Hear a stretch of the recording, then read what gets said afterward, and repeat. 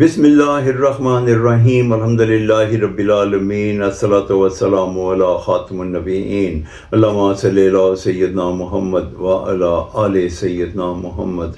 السلام علیکم ورحمۃ اللہ وبرکاتہ۔ میرے ناظرین و سامعین، میری آج کی حدیث مشکوٰۃ شریف سے ہے۔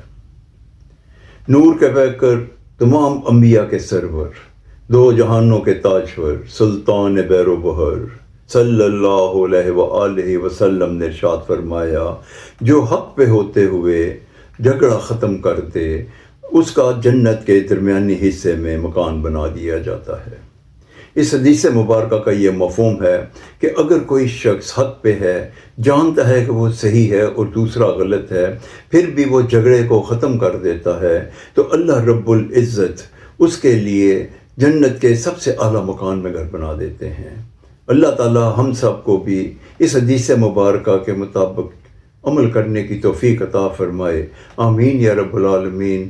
السلام علیکم ورحمۃ اللہ وبرکاتہ۔